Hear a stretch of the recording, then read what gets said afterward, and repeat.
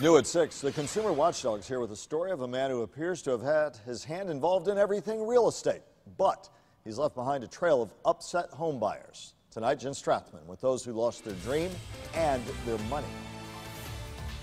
It's a neighborhood Pat Nickler hoped to call home. I saw my life in this house. The Palm Beach Gardens house is closer to her work, and Pat was ready for the job of fixing it up.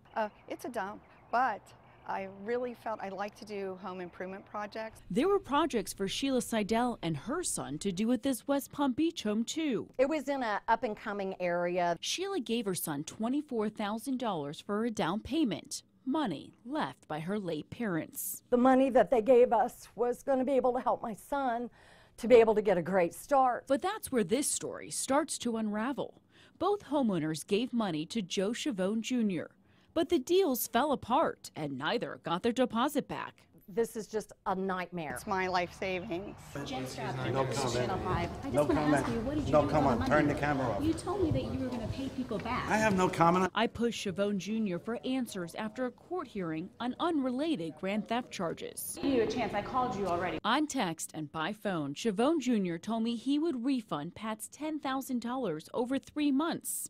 But she hasn't seen a dime. You did tell me you were going to pay people back, and you I still have no haven't sent me comment any on that. information. North Palm Beach police are investigating 10 cases of people who say they gave money to Joe Schiavone Jr. Police say their losses total $100,000.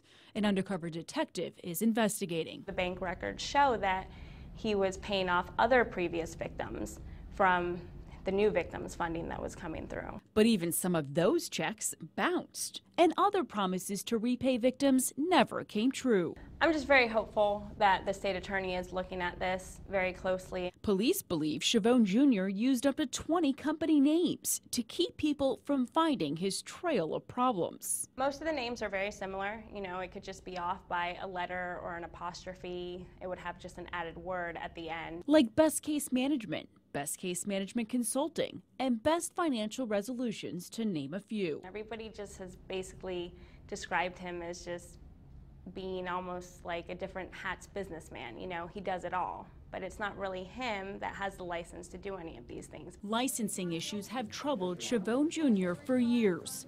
Fined in 2011 for acting as a mortgage broker without a license. Accused in 2 states of passing himself off as an attorney. Then there's the sale of foreclosed properties. Does he actually have the authority to sell these properties? No. Homes like Pat's that police say Schiavone Jr. collected money for more than once. I have 2 other victims with the same property address that he attempted to sell it to. Something Pat never knew until police began investigating. I would sue, but I can't afford to sue. Her money gone, just like the home she dreamed of owning. We want to stop him, Jen. The North Palm Beach Police Department has presented 2 cases to the state attorney for possible charges, but Schiavone is not facing any charges at this point. So here's some watchdog wisdom. Before you act on any deal, search the person behind the company. Most people in this case searched the company name, which would not turn up much because there were so many businesses used. I'm Consumer Watchdog Jen Strathman, fighting for you.